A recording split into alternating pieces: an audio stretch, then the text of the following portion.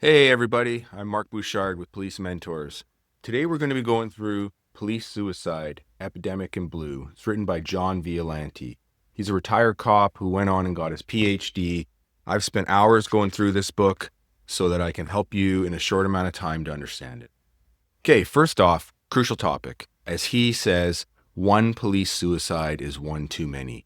And I couldn't agree with him more. So let's dive into some of the details and try and understand this topic better. He says that quite often the formal and informal police culture are at odds with each other. Another topic he gets into is shame. One of the quotes he uses is, "I let the guys down," and we can feel like we're a failure to those around us and that we become a burden. That'll actually connect. If you go and look at the other video, Why People Die by Suicide, Dr. Thomas Joyner has a really powerful model, and one of those aspects is perceived burdensomeness.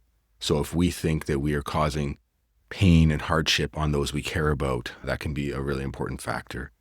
The next point is isolation. So here's his quote: "Isolation is an important causal agent in suicide." And the other thing about policing is isolation is also connected for Dr. Gil Martin's I Am a Cop. We start to really isolate, and just with shift work and everything, we lose those other parts of our life. So it's really important that we maintain things outside of being a cop. So outside of this book, Dr. Violanti also writes that they did a study of 4.4 million people that passed away and found police officers had a 54% higher rate of suicide, whereas we actually probably should have a lower rate, because in theory, we don't have people that are incarcerated and mentally ill before joining the profession. You're screened for psychological exam. So truly, we arguably have lower chances of suicide when we enter the profession. But then there's just some other aspects of policing that can be really hard on us, which he dives into a little bit more. So speaking about the risk, he says, within the police occupation, officers had a rate of 8.3 times that of police homicide. So you are way more likely as a police officer to die from a suicide than a homicide. Yet when you look at our training, so much of the training actually is focused on the officer safety, the danger of homicide, and yet we aren't really teaching very much about mental health. So I'm really hoping we can start changing more and make mental health an important part of police training. Another term he uses is constriction of thought. Officers in a state of constriction can only perceive two alternatives: remove the intolerable condition or die. Another important point he has there. So he talks about high PTSD rates and alcohol. He says that you have 10 times the rate of suicidal ideation if you have a high degree of PTSD and alcohol abuse. So that's another important aspect. In regards to that suicidal thoughts can come and go, he describes them as transitory. Suicide impulses are often quite transitory. So that's another important aspect to be aware of. Now, in regards to retirement, it says retired officers are at higher risk for suicide. I think what happens is, and this is just my take on it, once you've retired, you still have a lot of the trauma and some of the aspects that you picked up at the job that can be hard on you. However, you no longer have the protective aspect of the connection with your peers and the identity that can be a good thing for you. So one of the stats that he cites is that 95% of police suicides involve a firearm. Now, going back to Dr. Joyner's model, he has two interpersonal states, which is thwarted belonging and perceived burdensomeness. But he has this third aspect that he calls acquired ability to enact lethal self-injury. And firearms is the most lethal mean of suicide. So police officers are at a higher risk because they have exposure to that means, but also because we learn how to overcome danger, fear of death. And that's a very admirable quality that helps us in so many ways in our lives and in our profession. However, that can also, in this twisted way, end up working against us because we're able to overcome our fear of death in relation to suicide. At least that would be what Dr. Joyner's model would put forward. And I suspect that when you combine those two insights with what Dr. Violanti is saying here in Police Suicide, Epidemic in Blue, I think there's a lot of truth to that. Now, in regards to training, what he writes, training should begin at the police academy level to prevent the development of negative attitude about help seeking for personal problems that may precipitate suicide.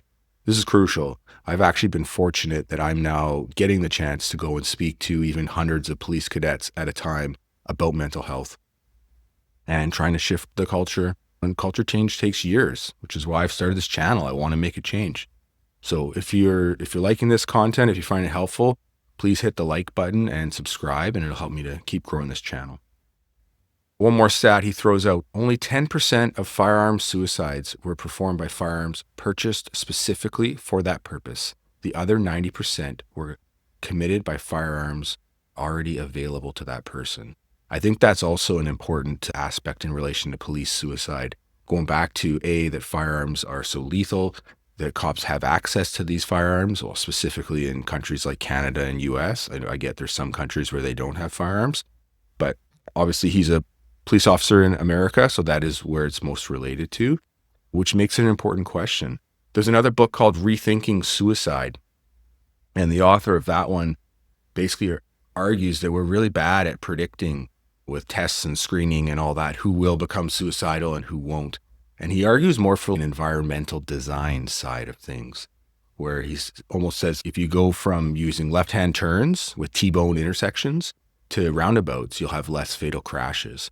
And so he argues we need to look at more system level changes of, hey, can we change our sleep patterns? Can we change our schedules? Can we change when we have access to firearms? Like maybe there are things we can change within the culture. There's going to be some parts we can't change: trauma. We can't change some aspects of danger and there's hard parts of policing, but let's change what we can and let's look at what we can.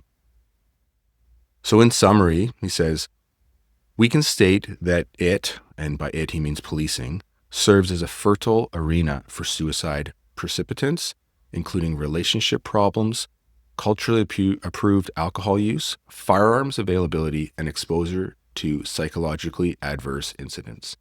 One of the things he mentions there is relationship issues. And you can actually go follow Dr. Olivia Johnson and her Fatal 10. The number one thing she cites is relationship breakdown. And then the number two thing is substance abuse, which again, Dr. Violanti mentions there. So I know police suicide is such an important topic. It often comes up on social media and in the news. We hear about another suicide and we all think, oh, what can we do? And we feel pretty helpless. Part of why when I wrote my book, Setting My Sights on Stigma, I have a chapter on suicide. I lost my godfather, Bill, to a suicide, which really impacted me. And ultimately, during my career in policing, I ended up hitting the point of passive suicidal ideation, where I just started having visions of enacting my own death. I didn't actually want to die. I never made a plan, but it was really hard for me to understand. So I'm trying to create some more awareness about it. It's why I've studied this topic so much and just trying to help others. So if you hit that point, you're not alone. Help is available and you can get better. Okay, thank you very much. Hey everybody, it's Mark Bouchard with Police Mentors. Today we're going to talk about a book, Police Suicide, Epidemic in Blue. It's written by John Violanti. He's a longtime retired cop out in New York or Buffalo. Let me try that again.